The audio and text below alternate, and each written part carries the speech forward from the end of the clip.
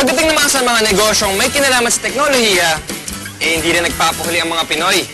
Tulad ng mga cellphone reloading station na talaga namang connect na connect sa kanilang mga suki.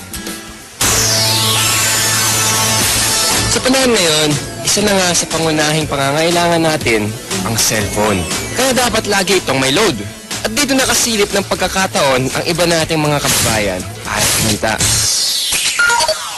Ang V-Mobile, nakaisip ng paraan kung paanong sa pamamagitan lang ng isang telepono at isang SIM card, maaari nang makapagbenta ng load ng kahit anong network.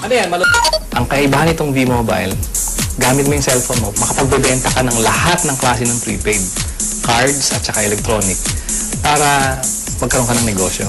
Taong 2008, nagsimula ng V-Mobile ang negosyong ito.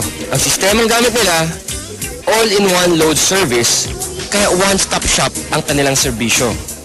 Kailangan mo rito, at least meron kang cellphone, meron kang maliit na puhunan, hindi mo kailangan ng malaki, although pwede rin maging malaki ang puhunan mo. Yan depende sa kung plano mo sa negosyo.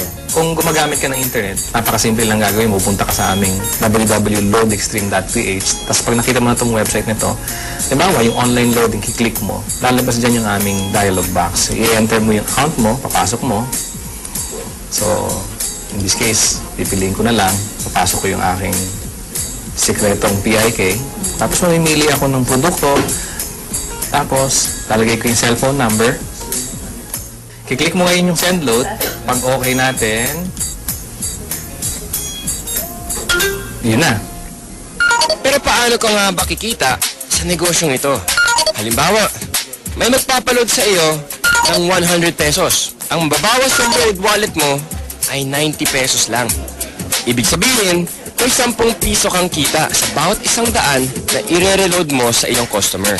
Kung kumikita ka ng 100 pesos kada araw sa pagre-reload, sa loob ng isang buwan, may kita kang 3,000 piso. Anip, tulad ni Peewee, na nakatuwaan lang daw noong una ang reloading business. Kasi nagulat kami, nung nag-start kami noon, magbabarkada lang kami. So every night magkakasama kami. Nakakatuwa. Nung 5 lang kami nagsimula, 5 members na kami. Kapatid ko, mga barkada ko.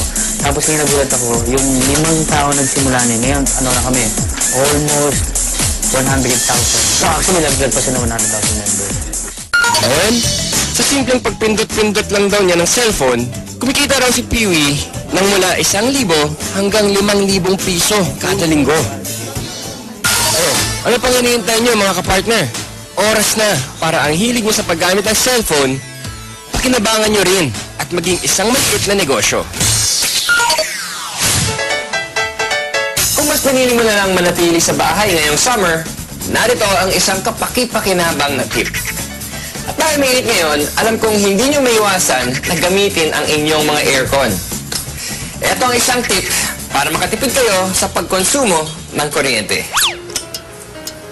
Ilagay sa timer mode ang aircon at iset sa 2 hanggang 3 oras lamang. Pagkatapos nito, buksan ang ventilador para mapanatili ang lamig ng kwarto.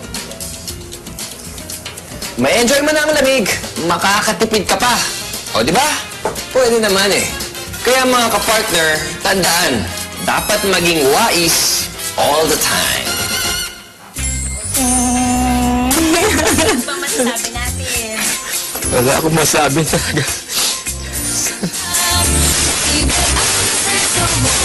Hanip mo